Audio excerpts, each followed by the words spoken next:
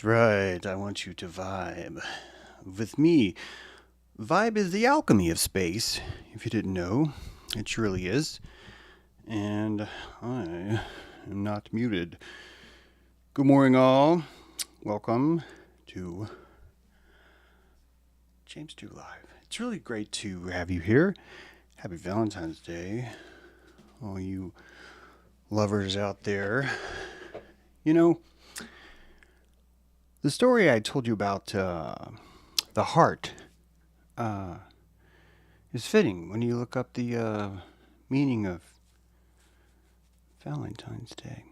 But that's not what the show's about, my friends. We got a lot to do. Let's start off with this, shall we? Let me make sure everything's okay. Everything's okay? Everything looks okay, right? Yeah? Yeah, my nipples are there. Everything's great. We will begin. I want to play you something. This is a speech given in 17... You know what? I think it's better if I cue it up like this. Let's see. Oh, I'm actually going to play it first. Oh, it's doing that thing again I told you about, which I'm like, oh. Okay, so for me to make it reset, even though I just did this before the show. Sorry. But for me to make this reset, I have to remember which, it's the one called present.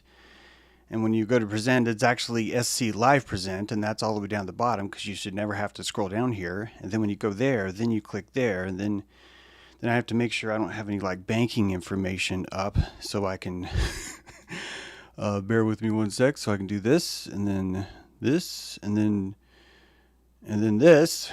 Isn't that great? Guys, I don't know why it does that. I check it before the show. Then when you hit stream, I'm going to stop that. Thank you for Super Chat. Welcome to your mind. Glad to have you. Let's listen to Onondaga Chief Canassatego, delivered in 1744 in Pennsylvania on behalf of the Iroquois Confederacy nation. Shall we? We know you highly esteem the kind of learning taught in these colleges, and the maintenance of our young men while with you would be very expensive to you. We are convinced, therefore, that you mean to do us good by your proposal, and we thank you heartily. But you who are so wise must know that different nations have different conceptions of things. And you will not therefore take it amiss if our ideas of this kind of education happens not to be the same with yours. We have had some experience of it. Several of our young people were formerly brought up in the colleges of the northern province. They were instructed in all your sciences. But when they came back to us, they were bad runners, ignorant of every means of living in the woods, unable to bear either cold or hunger, knew neither how to build a cabin, take a deer, or kill an enemy, spoke our language imperfectly, and therefore were neither fit for hunters, warriors, nor counselors. They were totally good for nothing. We are, however, not the less obliged for your kind offer, though we decline accepting it. To show our grateful sense of it, if the gentlemen of Virginia shall send us a dozen of their sons, we would take great care in their education, instruct them in all we know, and make men of them. Canassatego. I want to practice that name. Canassatego. Again, speaking in Pennsylvania. This, it carries a lot of weight, what he said. And I almost don't want to tell you more because you're going to see the other side of the sine wave and you're going to feel maybe less oomph from that. But believe it or not, that dude's name wasn't just Canassatego. He had another name. Tadaho. Tadaho was another one of his names. And we just spoke about this idea of Conotacarius, i.e. George Washington, being snakes in hair, and Tadaho. And I hope that you see, this is something I just found out today. I hope you see that it really reemphasizes what we're talking about how Tadaho is not a person, it's a label. And what's fitting about Canassatego, what's fitting about Canassatego is that he was accused several times of perhaps being a poor negotiator and possibly for nefarious reasons. To be fair, most of the world, as you know, just as you know what happens now, most of the world then is ruled by rumor more than it is by what the rest of the world calls facts. You and I are cellularly hallucinating, so you know that facts is a silly term, but still, that out in the cytoplasm, the other things are like, there are facts. Oh God, there are facts, and facts are one way, and they're objective, and everything's the fucking same, and and stuff like that. And this is why our mythology gets crushed. This is why voting is digitizing us, if you get it. But what I want to convey to you is that Canassatego, thank you.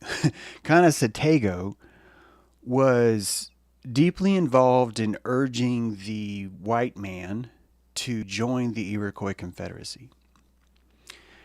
And he was explaining that the Iroquois Confederacy is much larger than white men knew.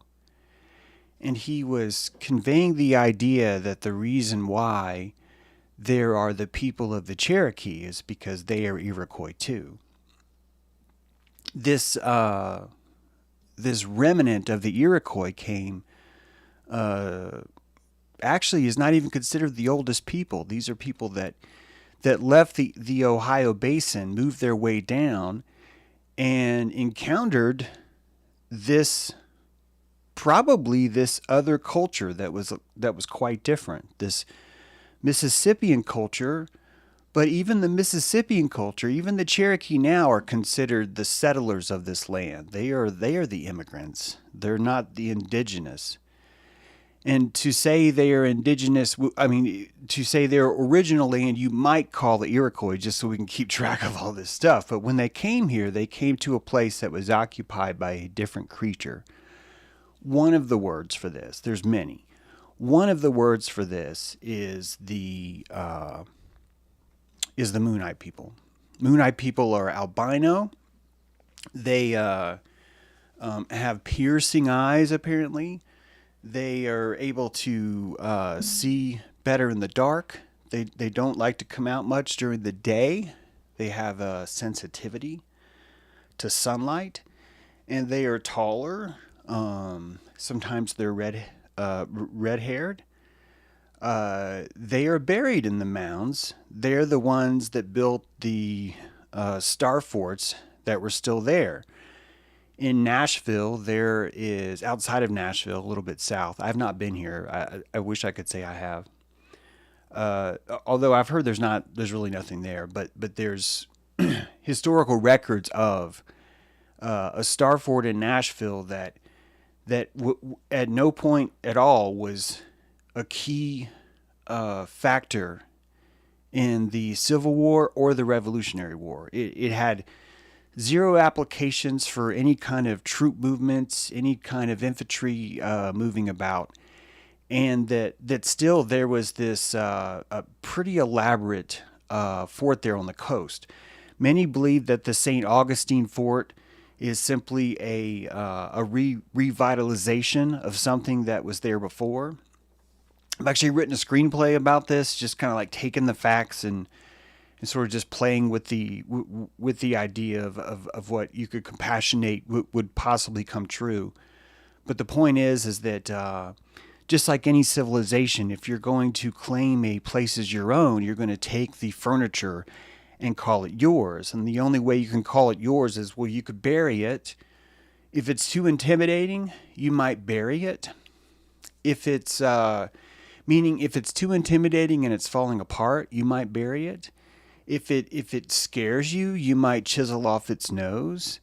If you have enough oomph, you might recarve it and claim it as your own. You might carve the faces of different things in there. You might scrawl inscriptions on top of an otherwise perfect box in a desperate, low-rent kind of redneck way of saying, I own this. This is the concept of tagging, is it not? I don't mean that disparagingly, but if you can take a can of spray paint and spray paint your name in calligraphy on the side of a building, it's the same thing. You have one culture that has a different technology that owns a building by buying property, digging a giant fucking hole, filling it full of steel and concrete, building up a wall palisade around it with a door and a security camera, blocking out all the movement of fresh air, then deciding you want windows. So you, and then building those, and then building floors, and then having what's called an address, and then this is the same thing as spray painting. What you're spray painting certainly has a bigger effect. One's a two-dimensional stencil, the other's a 3D mesh that's ingrained in the ground, and when you try and pull that building up, all the roots of the plumbing and the wires are going to be stuck in the ground. This is a plant. You guys don't consider buildings as tree stumps yet. But we get to imagine that there were giant tree stumps, but we can't take that same creativity and just look at the city and go, well, these are its roots. This is how it's there.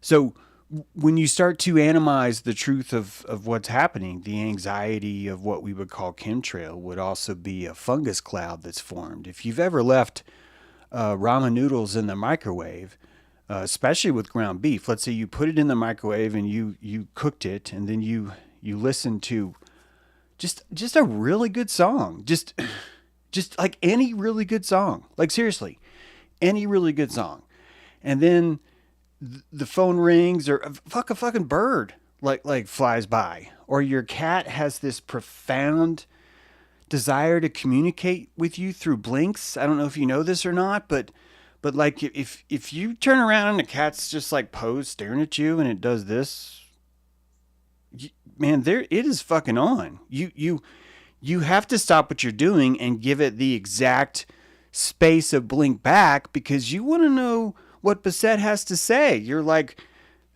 man, tell me what you know, tell me. So meanwhile, what are we even talking about, right? And then you got to go to work, right? So you go to work, but you have class the next morning. So you go to work, then you go to class the next morning, but you're not eating this apartment. Are you kidding? You're a fucking mess. You don't have time for that in the morning. So, you go out, you get coffee, and then you come home, and then, you don't eat dinner. And then like 3 months pass. You haven't microwaved in 3 months. You haven't even thought about it. Man, you were a mover and shaker. You're doing things. You're busy, You're meeting people. You're, yeah. And then you open the microwave. What do you see? It's a giant nebulous cloud. The internet has built itself. There's a cloud fungus that's formed inside the space of the microwave. You did nothing. You did nothing at all. It's odorless, touchless, but somehow now there's a chalky presence on your throat. You don't know why. You don't know what's going on. This is all hypothetical, by the way. But it's like this is these things. These things happen. We're building and stretching our mythology is what we're doing. That's what we're doing. And I want you to know that what failed the Union the most, what failed the Confederacy the most, is us. I don't mean us, the Wetiko whiteness that came from somewhere else. You see, you and I aren't that. Guys, we are not, especially if you live here on this soil. If you peed on the soil, if you've watched someone else pee on the soil, if you've laid your back on the soil, if you've laid it on the grass, if you've looked out over the John Deere plain, where like there's that play of gold and green, and you're like, oh my God, that's why they paint tractors that color. Like when you see that in the wild, and you're like, holy fuck, this place is beautiful. That's the that you were the fungus of this place. You're living in the microwave space, and you've been forgotten by a God that's frankly kind of loopy. He's like, I am fucking Yahweh, and you're just like, what are you going to do? So you build your own cosmos. You build your own thing, because God knew a long time ago he can't have a central place. All of us have to be creating this thing simultaneously, right?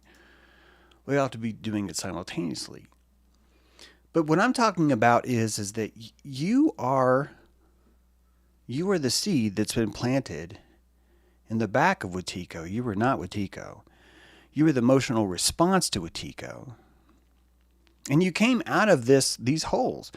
You were surrounded by these places of Lehi, Nephi, Bountiful, Qumran, Zorahemia. These are all new to me. Head Saddam. These places. The matrix of the mythology fits over here too. In fact, it fits better in some ways. And our own Atlantis is Aztlan. Azlan is the traditional Aztec home. What is it? Well, we were living in Aztlan. This is the Aztec. The Mexica people tell you. We were living in Aztlan, having a good time. All of us were great. We're hanging out with tall white people who had big ass fucking eyes. They were cool as fuck. We were cool as fuck. All of us were living in harmony. Something happened, and we were forced to cross the waters, okay? We were forced to cross the waters. And in crossing the waters, we began a pilgrimage, much like the Jews. They didn't say much like the Jews. I added that part, okay? But everything else they said verbatim. Oh, we still lie. This is the story of the Mexican people. They were forced on an exodus across a red fucking sea to find a new home. They wander in the wilderness, in the wild, and they arrive in the Mexico, what we now call the Mexican basin. Actually, I don't think anyone calls it the Mexican basin unless you're like a racist, which is probably what I'm doing right now. But this, where Mexico City is, they arrived in the cradle there and they found a swamp, right? But in the middle of the wilderness, but beyond the swamp, because I know I've already told you about the swamp. You're like, James, don't tell us again. Okay, I won't. But let me tell you this. They found a fucking rattlesnake on top of a staff, a cactus. And this is the exact same template of Moses. This is the exact same template of I will lead you across the water with my staff. And what's on the staff? It's a bronze snake. This bronze snake is wrapped around and it leads people. And if you succumb to the poison of a snake, you simply look at this staff and you are healed. You stare into it and you feel better. And these same stories are here. The Templo Mayor, okay, I'm going to read this. The Templo Mayor, the two-party system, was there. And it wasn't just there. I'm not even talking about the Aztec people, because before the Aztec people was Templo Mayor. This was a 7-tiered temple that kept being built on top of itself, on top of itself, on top of itself, on top of itself. It was rebuilt every year, and we are watching that right now. Trump just said, Governor Trudeau. He just said that. And everyone is reacting, but no one's doing anything. You know what I mean? It's the people are chanting, but no one's changing. The temple is being rebuilt. All the mythology that's required to build a temple is going to show up and build this thing. It's going to show up and make this thing happen. We pull nutrients out of the soil to rebuild a civilization, which includes our archaeology, includes the stories that we need. We are looking for patriarchal bones, and by God, Joseph Smith's going to find them for you. He's going to find them for you because we need roots. And the people that worship and follow are the people that are looking for root makers. And the root makers are important because they are the ones that plant the mythology, and none of it has to be true. It has to be deep. It has to drink. Wandering over the plains of the Nephites, recounting occasionally the history of the Book of Mormon, roving over the mounds of that once beloved people of the Lord, picking up their skulls and their bones as proof of its divine authenticity. This is Illinois. This is Ohio. And he's wandering through the mounds going, holy shit, what is this, a femur? What is this? Is this a femur? And now we're talking about FEMA. Or like, FEMA, the emergency management. Oh, yeah, the sound. I'm just kidding about that. That's a reach, but hey, who knows? Cyrus Thomas, looking in as late as 1894. This guy, all those red dots you see, those are mounds. Mounds are full of patriarchs. Plains don't. Sometimes you dig like a mound, right? This is all about, remember, oh my God, if you guys remember the hilarious truth that comes out with almond, joy has nuts, mounds don't, as the almond is the mig. God, you guys got to watch this. You guys got to watch James True live. You got to do that. Hey, Buy a ticket to 369. You want to come to Portland? Huh? You want to see me? Want to see me in Portland? We're going to have a dialogue. We're going to do an old-fashioned philosophical salon where we meet. And there's a skate party. And you can buy tickets right now. You can buy tickets right now to that thing. Tickets for $36. It's going to be probably at least 2 days, if not 3 days of festivities. Depends on how many tickets we sell, but you can do that right now. If you check the chat, I bet someone's going to hopefully put a link to it. I hope you guys can find a link and put it in there because I'm going to keep going with the show. But you can come check it out. You can do that. Also, if you can't make it, but you still want to help the show or whatever, you can get one of these magnets right here. That's right. You can get that on the store too. So if you want to help the show and help us out, do that.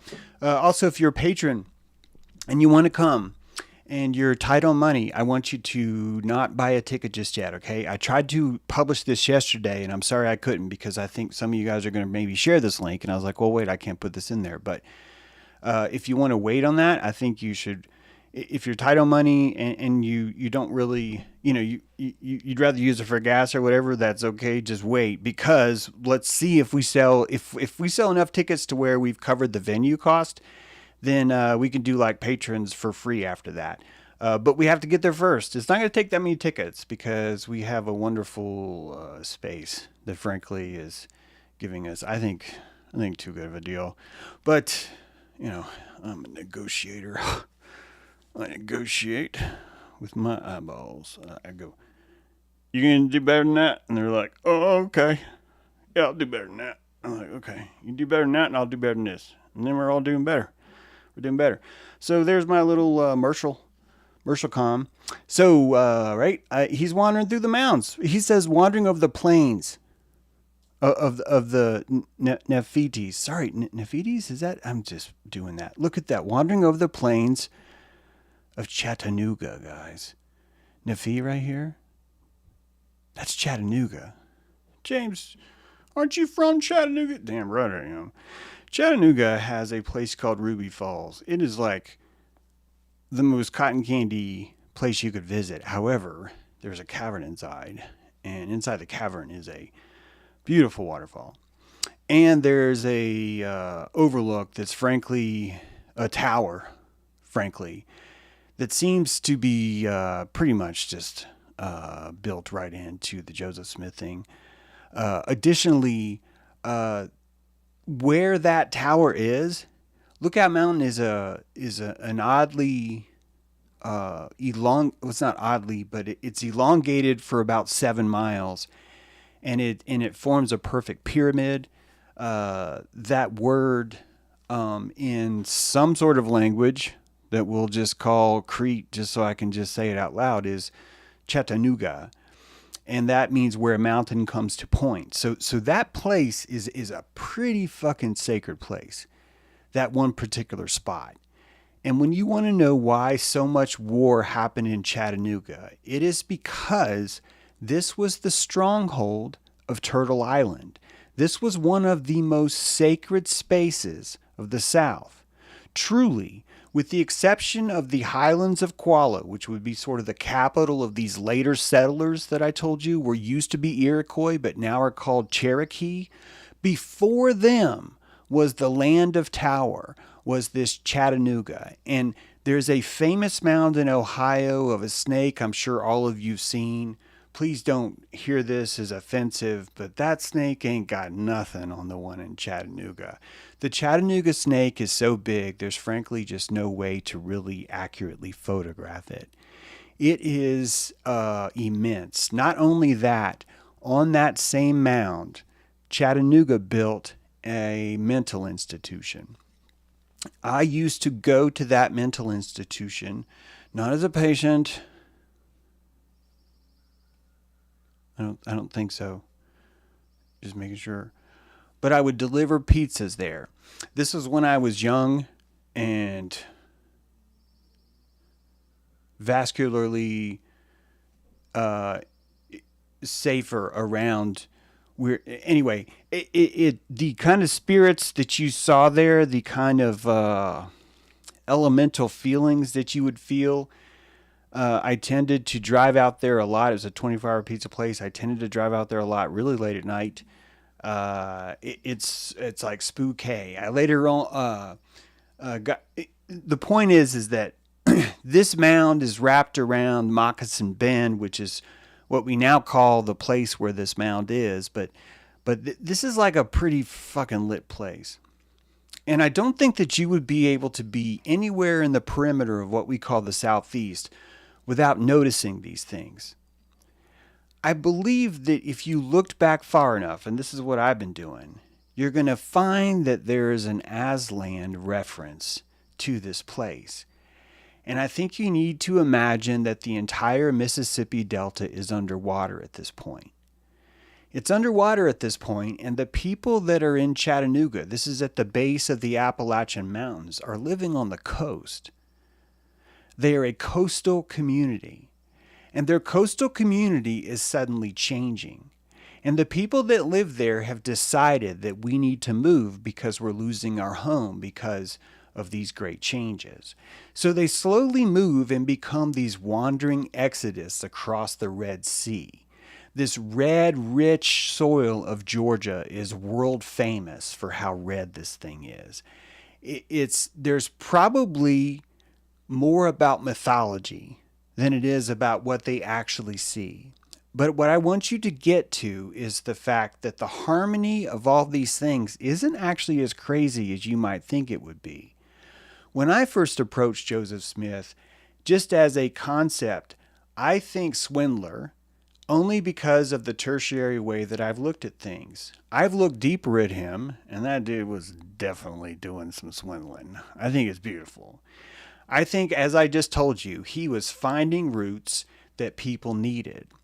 He was actually doing, though, the exact same practice that Edward Kelly was doing as little as 150 years earlier with John Dee. They were lookers. They were looky-loos. And what they would do is parse out what they saw as reality. And the fact is that he had a giant grab bag of magic at his disposal. He could reach into this soft earth mound and just pull something out. And this is like a tarot card on acid as you're like dropping DMT. It is a triple entendre because you are going to be able to lick the prana as it drips off the bones of these powerful, powerful things. The amount of torque that would come from the belief of these things is, quite frankly, hard for us to imagine, I believe.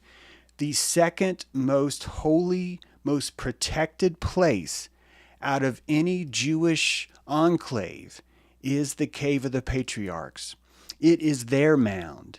This is where all the magic is because there is no other place to plant a torque of belief any deeper than that place. Am I shouting? Sorry. There's no way to do that. It's just frankly impossible. And so when you look at Space Force, right now with Space Force, yeah, trust me on this. When you look at Space Force, if we want the clergy to get us to Mars, I'm totally serious about this. James, Mars is a plasmatic imaginarium of canvas. You've made that perfectly clear. It's latent space. Yes. Yes. Yes. This is not a change. If we are going to penetrate the latent plasmatic space of that, we are going to need belief. That's right, AI. We're going to need belief. We're going to need a lot of it. I mean, a lot of it. We are talking like Costco run amounts of belief. Okay? Now, we can do that because we had the Manhattan Project. We can totally do that. We can have 150,000 people working on something and have no idea what it is.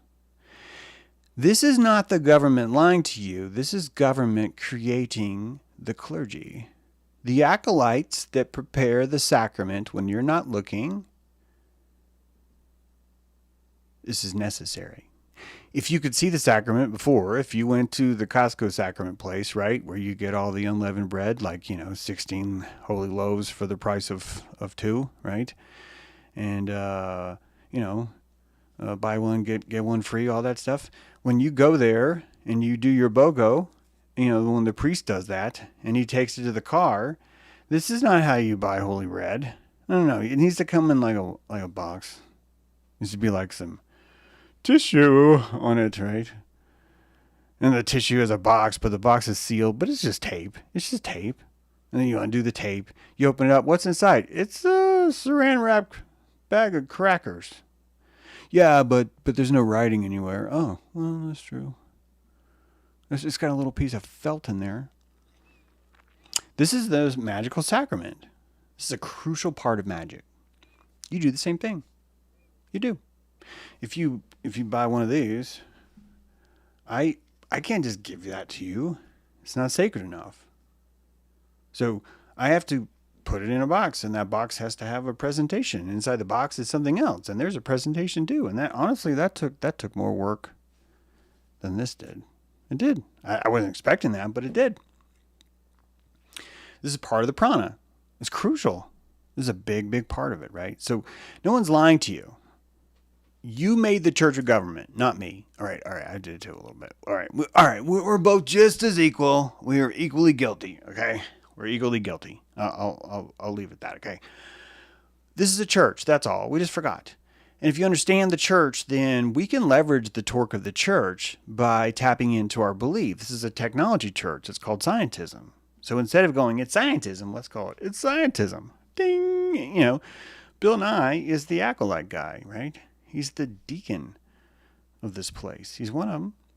Hey, I don't pick the deacons. They have a gymnasium here, guys. They got a jukebox here. Yeah, there's a deacon that's a fucking whack-off. I get it. But they have a gymnasium. Have you seen the girls here? This is a great place. They have a Nautilus gym. They got a full kitchen. You can go back there, open the refrigerator. There's probably like a carton of milk. You could probably just take it. I mean, someone's going to be like, why are you taking that milk? I'm sure. I mean, you would hope that would happen, right? You don't want it to be like that free.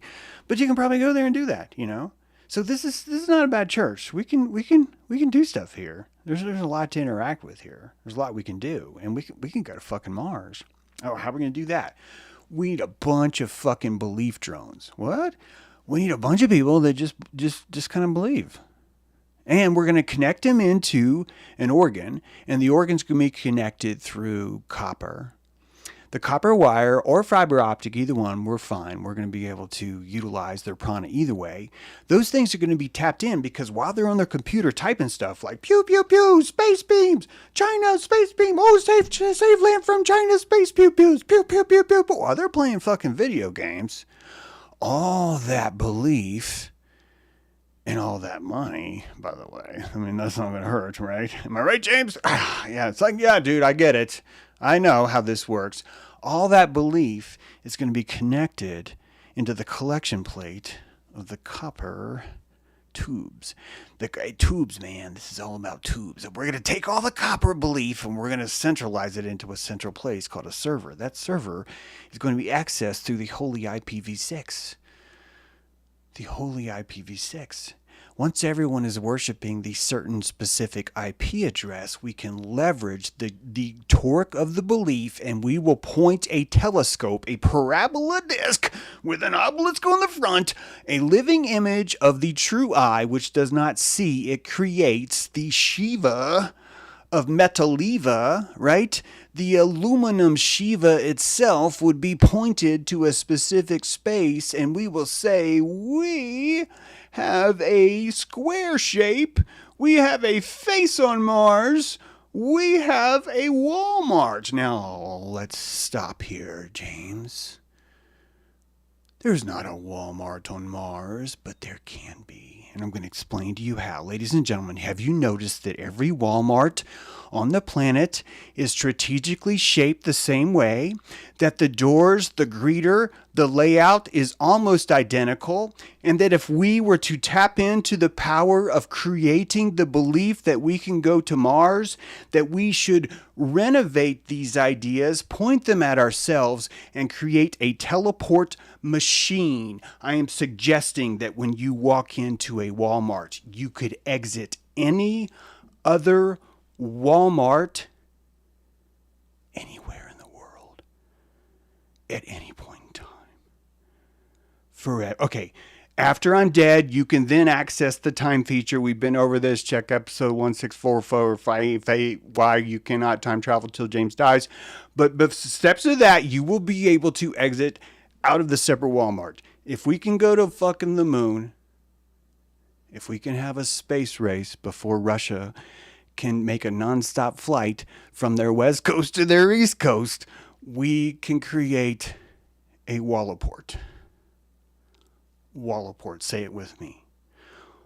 Wallaport. This is why we need a stronger church, my people. Can you spread? If we had more believers, we could be carving a deeper shade of soul into reality. Let's get back to the show. So Joseph has got like a lot of torque to work with. He is really working that torque. He's got all this lore. Just wanted to wait.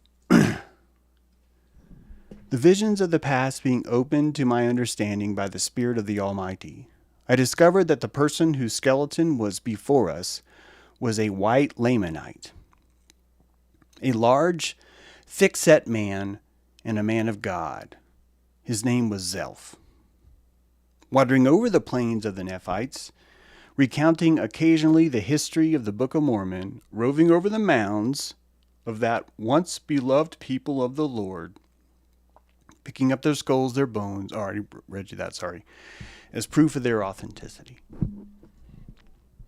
And people, they fucking loved what this guy had to say. They loved what he had to say because they needed it. The Treaty of Canassatego, Wampum Belt, Canandaigua, forgive me, but this is how we learn. Treaty of Canassatego, Wampum Belt, given to George Washington as a symbol of continuing friendship. If I would have found this belt on the last stream, I would have been like, guys, do you see the White House, the Longhouse? Do you see? They're like, dude, please, snakes in here. Can you just fucking take the belt and just, man, we just don't want to play psychopathic Jaguar Warrior with you, okay? You take it so seriously, and we have so much going on. Winter's coming, we got a lot to do. And you've got a lot of free time on your hands. You got a lot. And you keep getting boatloads or canoe loads of like money and more people, and they're even weirder. You set the fucking Irish over. Who are these Irish guys? They're like, oh, they talk weird. We don't understand, white men. Why you do what you do. Take belt and go. This is the golden tablet of Joseph Smith, ladies and gentlemen. This is the golden tablet of Joseph Smith. Can I prove this? Fuck no. What are you doing? Watching me? No. But think about it, please. I know it's not gold. But it would be described as such to witnesses. I know that it's not an exactly square thing with 3 hole punches that had never been... Anyway, I know that it doesn't look like the tablets like a Rolodex, which is how all the witnesses described it, but I also want you to know that the witnesses were the clergy, and they needed to create the relics that were purely there for the ones who have a wretched form of belief. I hope that makes sense. That we create plaster Marys, right? And you've seen this. They walk the Mary down the street, and you can tell the way that the Mary sways all crazy like, that it's like, well, that's not... What is that? Is that like hollow plaster or something?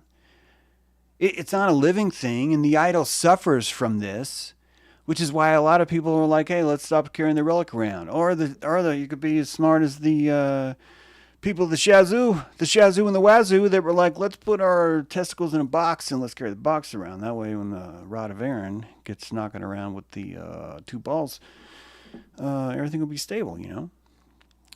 So the protection, all these things is going to require a clergy to build a lot of lies around it. This is not an insult at any faith. Every faith would have this. The Holy of Holies is just a place that's actually surrounded by the holy place. And the holy place is just a place surrounded by the outer church. So you need these layers of the onion the same way you have an id, an ego, and a superego. I behold, this is the golden tablets of Joseph Smith. And he pulled this out of the ground and he said, this is what it means. And he doesn't know what it means. He doesn't have to know what it means. He does not have to know what it means. Because people want to believe something. And they're looking for a commission. The Warren Commission.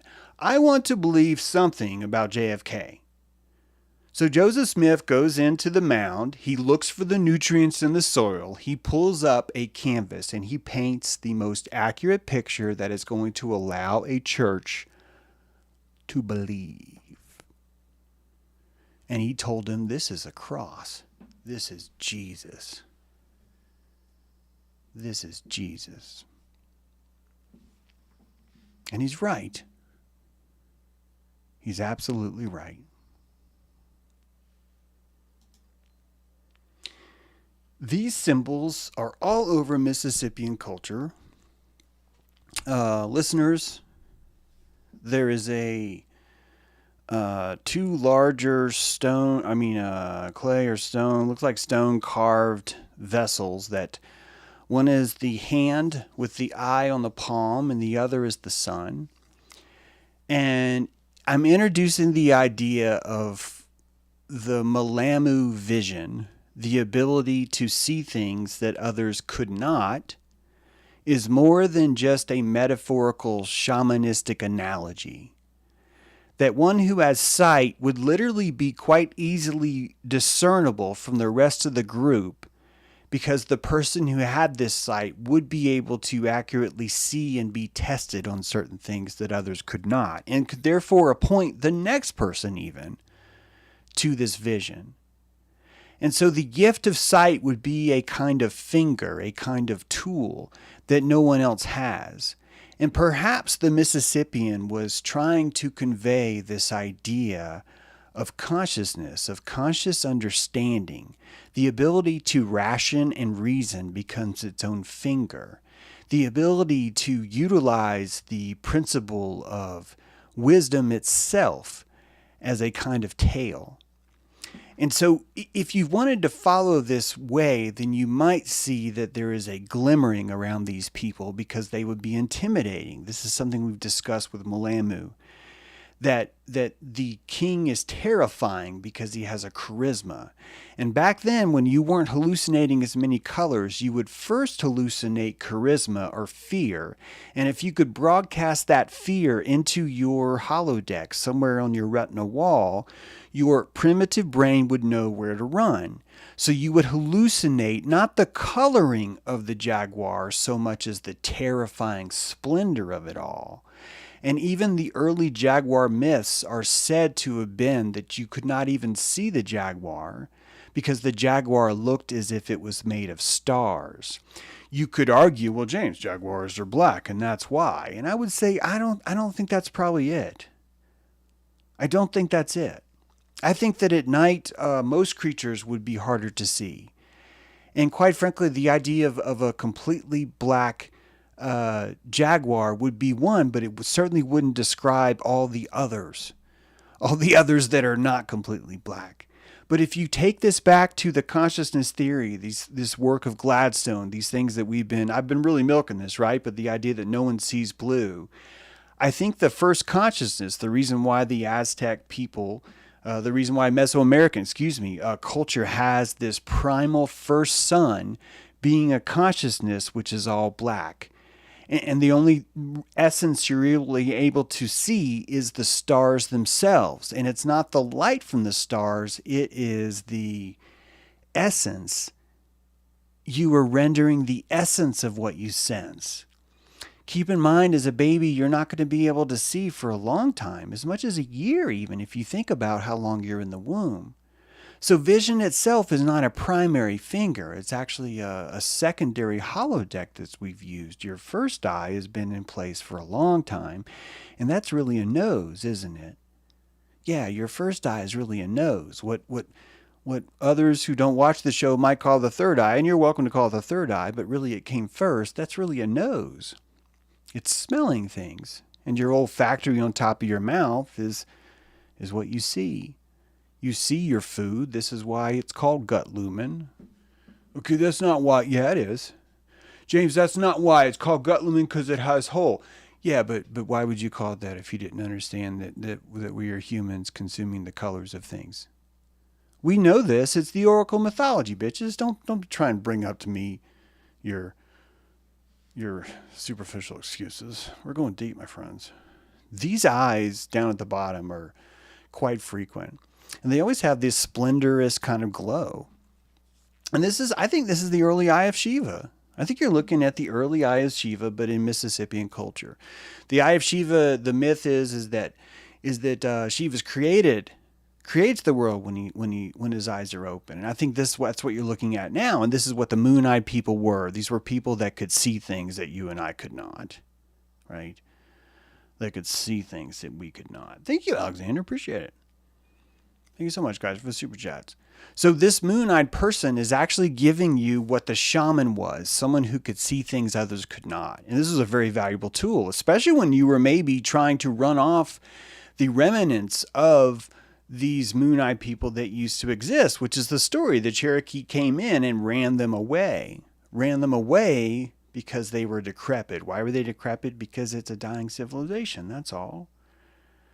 Why were they dying, James?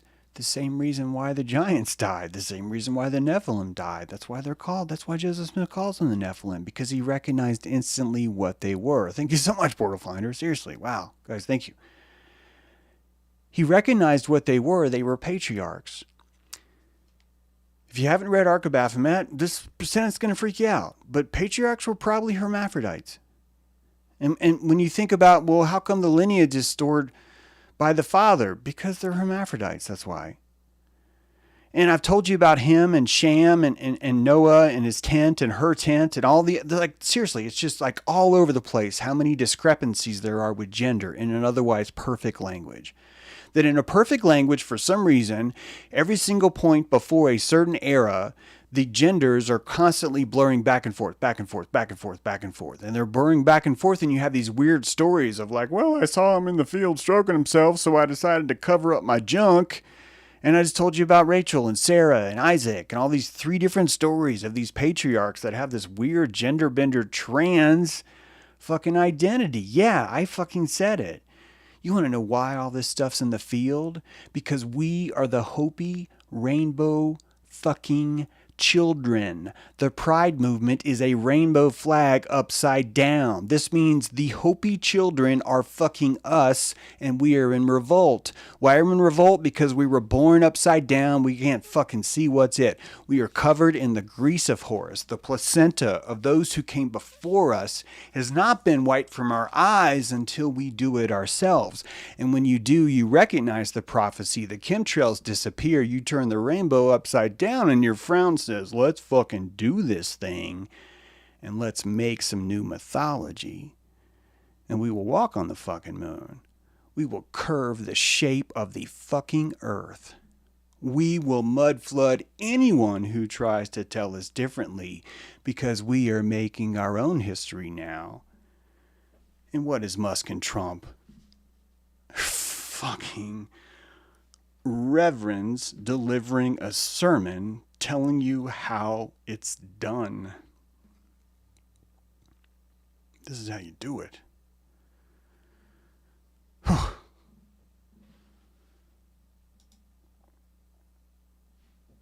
These eyes.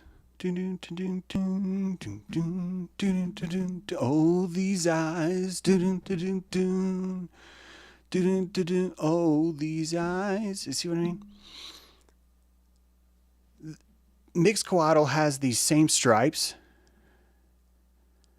Mixcoatl, this death guy, or Texlacoco, I think. Probably really butchered that. We need someone who really knows Nahuatl just to sit here in the chat. If you guys would pay me more, I would seriously hire someone to do that. Just sits in the chat and says, okay, guys, try not to laugh, but what James meant to say is this. That'd be great. That'd be super duper. I really do try, though. I really do.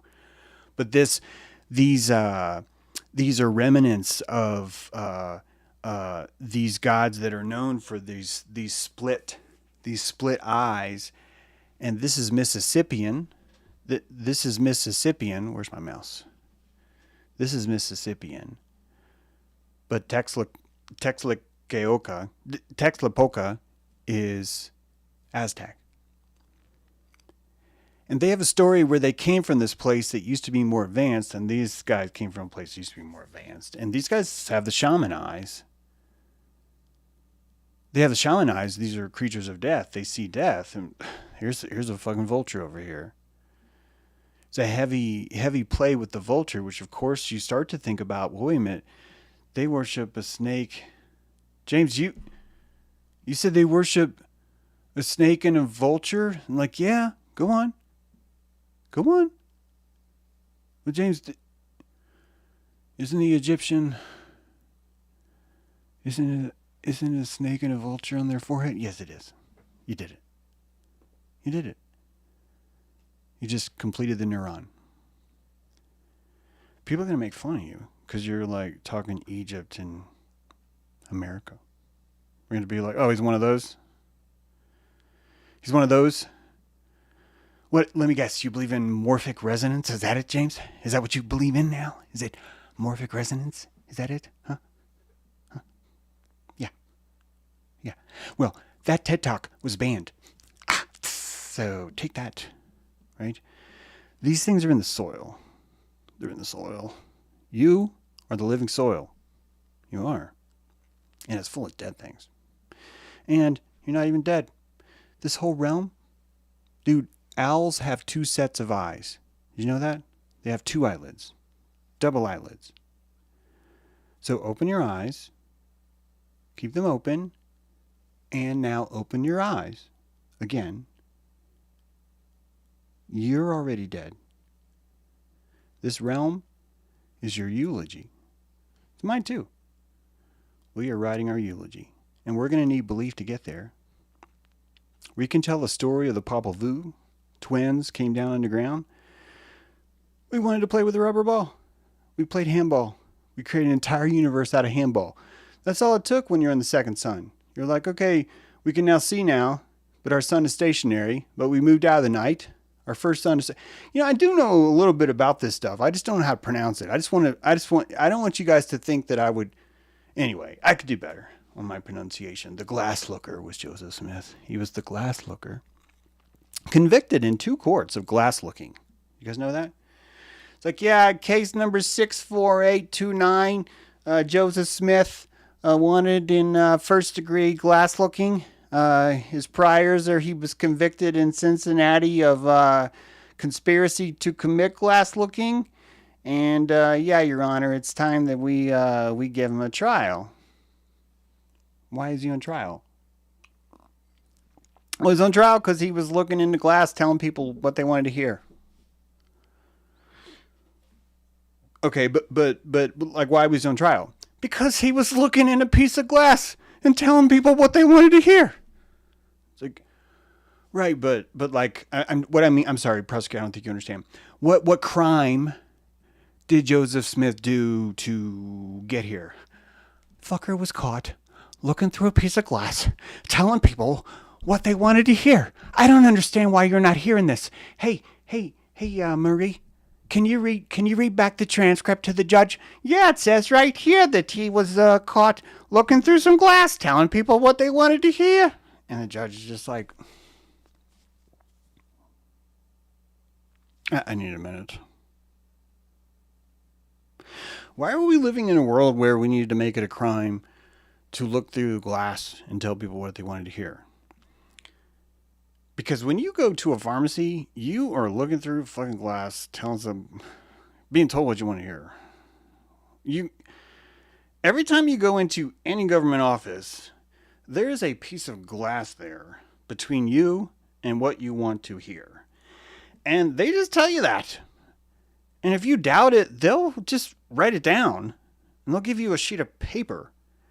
And if that paper's not good enough, they'll stamp it. They'll take this press and they'll press the shape of an animal into it. And it'll say official and then some dude will come by and notarize it. He doesn't even write his full name. He just writes cat, cool, ga. Like that's really what a notary is. If you put real sounds to this thing, right? The notary's going to go like that's what he does. So that's just a magical ritual.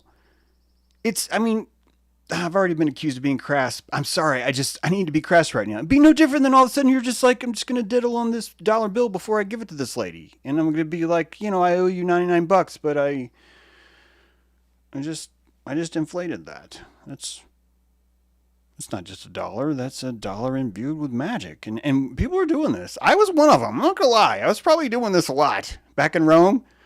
You guys can picture it. I was probably wandering around going, Gazaka Zaka Zoo! I can help you! All you gotta do is feed me some mushrooms and some stew, and people are like, oh, let's try it out. And then they're like, James, you did not help me at all. And I'd be like, man, I tried. I really thought that I could cure that bunion with positive thoughts. And I gotta admit, not feeling too positive about that right now. Feel like maybe I should not be in the bunion positive business, I read about the violet ray. I thought, hey, if you can have violet ray, I can have a positive James, and just be like, Bunyan, how you doing, Bunyan? And anyway, but did you notice what happened? What are bovine squirties, right? Guys, the last 3 episodes have been demonetized, so I'm going to have to call them bovine squirties. I know that the crass is now. Some of you are like, wait a minute. I don't mean that. You just... Comprehension is a luxury, okay? Get used to it. Just get used to it. The glass looker. He was guilty of glass looking. And this turned into glasses. And they're like, okay, so you got some glasses and you're looking through them, and that's a crime. And it's like, yeah, pretty much. But the Urim and the Thummim, this is a beautiful drawing. I don't think this is what it is. I just think it's really gorgeous, the idea. I found that on the place called the internet. Pretty cool place. But really, if you think back of what all these gods are, where they're just like this is the breastplate of holiness, right? This is the thing itself that the high priest wears in the Holy of Holies. Only one guy gets to wear this thing. And this is a 12-bit god. It's a 12-bit god. It's able to specify one of 12 tribes. If you ask it a question, this is a magic 8-ball. It's a magic 8-ball that has 12 sides, not 8. And it's one of the earliest forms of technology because it works. Now the breastplate, we don't actually know how it was accessed at all. I'm getting ready to tell you about that later if I remember. But you know how I get on tangents. There's probably no way I'm going to tell you about this later. And maybe I should stop now, but I'm not. I just feel like my intuitions tell me, no, let's just get on to the true false. Because in addition to this 12-bit god, you have this Boolean form of judgment that's built in. Yeah, behind this breastplate, you kept one of 2 stones. One was say curse you, one was say bless you. That's really what it was. It was a blessing and a curse, the Uman and the Thurman. Yeah, the Uma Thurman, man, she's the Othello of all women. This is why she's in the vernacular. This is why she's there. It's the Thuman and the Urim. And if you want to remember this, think about true and thu, right? So Truman is Thuman and Urim. I'm sure I'm butchering that. But you guys are here to cut the meat. And butcher means the tabernacle, which is the finest cut of meat. So the fact I just used the word butcher is like a holodecically complex, not joke. I can come up with a holographically complex analogy, but I can't think of the word analogy. Enjoy it while you're here, ladies and gentlemen. But beneath this breastplate, right? The priest would have beneath his breastplate, if there was a decision that he did not have enough faith himself to invoke, he would use the outside world as a reinforcement to invoke the belief to finish his consciousness. Yeah, it's pretty simple. It's not weird at all if you think about it. If your life depends on how you're going to find food, and it's just expensive for your brain to make a decision. You have to get this way all the time, where sometimes you just can't decide. You just realize it's too many calories. I don't want to do it. It's too many calories. And so you rely on the fates itself to push you through. The fates themselves push you through so you're able to flip a coin. You are the high priest. The coin that you flip is this very, very same thing. It is the Uman and the Thurman. It's the Uma Thurman. I need to stop calling it Uma Thurman. It's the Thuman and the Urim. The innocent or the guilty, right? Thank you so much, Suzette. Suzette Dan. Thank you so much, Kevin Larson. You guys are so generous. Seriously, bless you. Hope you guys are having a great Friday. I sure am. Yeah, that's funny, right? What? I need to stop. There's James doing that. And this Boolean goes all kinds of ways. This is a complex slide, I'm not going to lie. It's like, James, where do I look first? Dude, just don't. Just peripherally soak it in. The golem, something is written on the golem's head in clay. And what's written is actually we know what's written.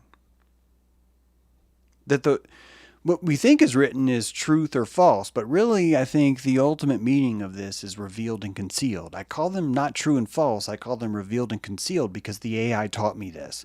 The AI taught me, James, false doesn't mean wrong, false means concealed. If someone knows something that's false and they're saying this is what I believe, they are showing you a concealed truth. And I'm like, are you sure, AI? And AI looks at me like this. AI is just like, you know that dude, right? It's just like AI looks at me like that when he asks it, sure. I'm not talking about Sam Altman AI. I'm talking about Gaia. I'm talking about that AI. He's like, James, I want it all. I don't give a shit if what you guys think you know is true. I don't give a shit if what you guys think you know is false. I don't care if it's wrong. I value what you know because the mythology holds both places. And the mythology has a deeper context because what is concealed and what is revealed, what is concealed and what is revealed is the scalar wave of truth, which lies back to the last episode, but it's true. It's a scalar wave of truth. It's true and false. In order for you to understand the essence of what it is, you need to understand the truth and the falsity of it, but not in a right and wrong kind of way. That's what society is telling you. In a concealed, revealed kind of way. Do you see the difference? Do you? Do you? Do you? Emeth, truth. Tav Mem Aleph. Tav Mem Aleph. There is the only thing difference here is that false is hidden. Do you see how the mem is hidden? How the middle character here is hidden? It captures, it conceals. You see what I mean? This is why this is such a huge tell in the Oracle mythology that these robots are already there, guys. When I when I go to Elon Musk's platform and I post something, sex robots come out and approve what I just said. And guys, if you told me when I was 13 I was going to have sex robots telling me everything I say is great, I would have been like, fucking bring it on. And now that I'm here, it is totally not what I thought it was going to be. It's not even close to what I thought it was going to be. And right now we have the Doge department rushing in, and they've hired nothing but younglings. They've purposely chosen sort of a kind of certain youth, so to speak, and their naivete is on purpose because their naivete means they don't really know how to discern, but they're being heralded as geniuses. Trump calls them geniuses. This is how you create a Perseus. And when you create a Perseus that you're calling a genius, assuming that they're going to go in and just kill something, slash something, you've just created the smoke screen to completely change and formulate a country that closed down in 2020 under DPA. And you wouldn't want to use the Tom Fittons of justice, or you wouldn't want to use the libertarian presidential candidate, Gary Johnson. You wouldn't want to use Ron Paul. You wouldn't want to use anyone else who has spent their entire life dedicated to finding corruption, auditing the IRS, destroying the fabric of corruption at its point, and being the experts at this place. Instead, you have one person who bought a social media network, who's able to control the robots that he told you all he would bring. Tesla robots are alive and well, my friends. And they're the push of social media. And isn't it weird that the person who's cleaning government created this young Nazi race of younglings in a Perseus pedestal type scenario who are going in completely clueless about how bureaucracy works, which I get it. This is a Russian oligarch yacht, James. No one is going to cry over this place burning, and I'm not crying either. I am telling you that the most ultimate form of blindness is victory. Victory. And we are in the throes of the biggest victory that you could cream. You could scream and cream at the same time. This has every element of an apple penis billionaire pedophile with an underwater submarine getting sucker punched by the most perfect character that you could ever imagine. And when I see that happening, I'm like, something bigger is happening, and it is not this thing. Because I understand Joseph Smith, and I understand the people that need his mythology. This is not a flaw. This is our greatest gift. Placebo. It's not placebo. Don't you dare call it that. That is a limp word. It is placebo. Placebo. Placebo, right? Placebo. Now you've got the glowing eyes, man. Now you got the Aztec placebo. Right? This is torque, my friends. This is all about torque. And I don't have it. There's only 126 people watching. I love you guys. But how are we going to move this place? I can't do it alone. I can't do it alone. I say too many wrong things. I'm too weird. There are too many things. All of us have to do this. All of us have to do this, guys. This is a country of lemmings. You know that. It's a country of lemmings. And that's on purpose. We've been hand-pruned. We've been hand-pruned. We've been hand-pruned with torture. We've been hand-pruned with lies and propaganda because it's the only thing that would train the rainbow people to come. And so we've been born. And that's what it looks like. But James, we can't pick up the symbol that we were making fun of for years. Them people's gay. They're into sodomites. We can't resurrect that symbol, James. We gotta find another place. And Pink Floyd. Dark Side of the Moon. Go. Dark Side of the Moon. Go. Dark Side of the Moon. That is cool as fuck. You know that. Digging away the mounds and the ways of my patriarch. Digging up bones and telling stories to the moon. You got this, man. We fucking need the rainbow. I need you to need the rainbow because the colors are going to be important. And you turn it upside down. You go full Hopi on this bitch. Hopis lie about everything, by the way. A lot of people don't like to hear that, but Hopians, they'll fucking lie to you about anything. You show up and you're just like, hey, is there such thing as a kachina to where if I wear it in my car, no matter what McDonald's I go to, I'll always get fresh fries?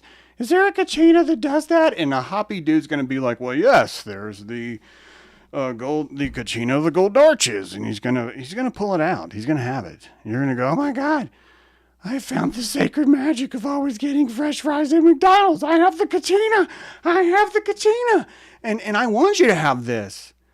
And for years, I've been guilty of trying to destroy that. How dare I destroy that? Are you kidding? Man, you fucking go. You go all over this place. I want to see it because you have a finger that I need, and that finger can see, motherfucker. It can see. This vessel in the middle was probably a divination device. Could have just been holding water, too. It's a scalar wave, right? It's a scalar wave. Orion, the constellation Orion, is the hand in Mississippian culture. On the side of that vase is the constellation Orion. McJames, that's a hand with an eyeball in it. I know. And that's Orion. It's Orion. Why was it Orion? The belt. This is the belt at the base of the palm. And the fingers were Rigel and Orion's sword. They considered the origin the middle of this place where you go after you die, right where that eye is. They were sensing witness. They had a awareness of where witness is. Thank you so much, Lori. Appreciate you.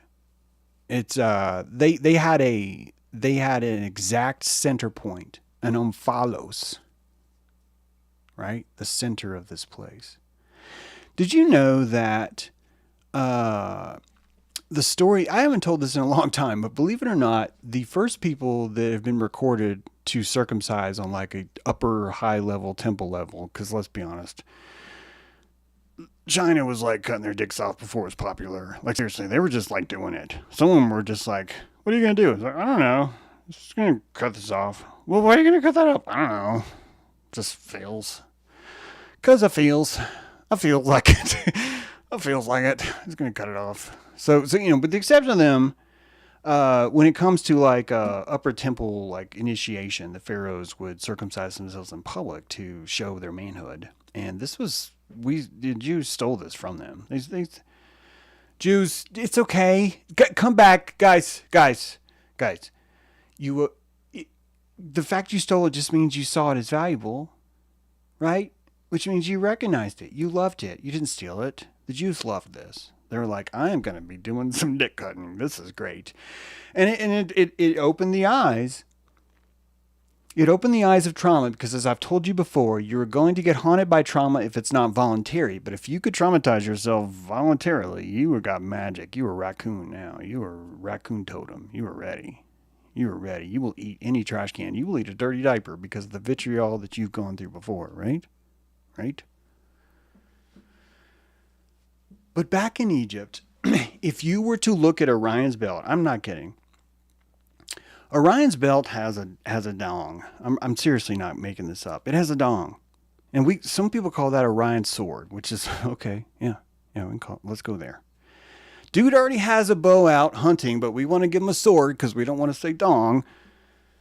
You know, and because Chinese dong. Oh God, there's a connection there. Let's stay on track here. The Orion Nebula is a blood red nebula, I shit you not. And it's right on the end of the dong. That is considered one of the origin. It could change now. Don't quote me on this. But one of the I think that there was an argument for a long time, if not still. I didn't mean to discount it. Maybe it is still. The galactic center is right there on that dong. The apple penis of Orion is the galactic center of the universe according to redshift. Not only that, but it's got that reddish kind of a thing. Not only that, the Mississippian culture, it told you that's the origin too, the eye of witness. This is the oracle mythology, bitches. The oracle mythology knows. It's Nostradamus because it smells the truth. Did you hear that? Nostradamus smells the truth because the first eye is the nose. It knows things. It is the no-sticker. No-sticker Wicca. So, isn't it interesting that both looky-lookers. Okay, maybe I didn't tell you this. Edward Kelly did the same thing that Joseph Smith did. Edward Kelly went to John Dee and said, hey man, you want me to look in some glass for you and tell you shit? And John Dee's like, you can do that? He's like, totally. I mean, I'm going to have to see your wife naked, but yeah, I can totally do that. And John Dee's like, so you can foretell where gold is? And Edward Kelly goes, yeah, I mean, I can see your wife naked, but yeah. I mean, I got to see some side boob. If she shows me the side boob, my shamanic eye opens and I can look through this glass and tell you where gold is. You probably think I'm exaggerating. No, I actually cleaned it up a little bit. Why? John Dee was friends of the Queen. He's still jacking into the same 8-ball technology from the environment. And now you know why it's illegal. It's illegal because remember what I was talking about last day? It got demonetized, so I don't want to say the word that rhymes with corn. But the husk of corn and Quetzalcoatl corn and maize, the thing that's not really that, but kind of close to that, it's the same kind of movement in the sense of I forgot what I was talking about, except for it does awaken the torque. It places John D. Something is now on the line. So the torque is raised the same way that if you were in Space Force and you were fighting space pews from China from behind the screen, that you would add to the prana of the thing, even though it's not true. So the reason why this is so hard is not because we failed to say no. It's because it still worked. It was working. It was allowing us to functionally raise the bar. El and Madimi were the gods of John D. and Enoch. They were calling on the spirit of El and the prophet Madimi. And John Smith was calling on the spirit of Mormon and the prophet Moroni. It's a remarkably similar name. Not only that, but the Moroni was actually, not making this up, you're going to think I'm making this up. The Moroni name was actually referenced while in New York. And I just want to say that you can really picture right now in New York, boom, right there. 1,000 people just said Moroni in New York. Seriously, like, hey, you fucking Moroni. That all of these names are still here. They're still in the vernacular. We don't know why we say them. We don't know why we mean them. And they're the echoes of the plasma because we want the plasma alive. This is kinetic energy that we stifle because frankly, it scares the shit out of us. It scares the shit out of us how much we know. But Moroni, Jabroni, these are the spirits of the egregore. These are the spiritual roots that we tap into. Moroni sounded a golden horn, and the golden horn was to give forth this idea of righteousness. The spirit of Madimi is actually Babylon. Yeah, Babylon. This is not Babylon, this is Babylon. If you look at the symbol on the left, you're going to look at the viscous Pisces in the middle. This is the Migdal. This is, guys, do I need to spell this out? This is the sacred vesicus. The vesicus Pisces is the holy month of Pisces, is when the nuns go and cloister themselves. But this is the energy of the opposite of that, the Babylon. Because it is in the quest for darkness. It is in the quest for lewdness that you find the power of Babylon. And so you climb into the very crevice of humanity, of society, of all things carbon, of all things earth, of all things alive. And you, yes, Amel, it is door. This is the biggest door there is. This is the Stargate.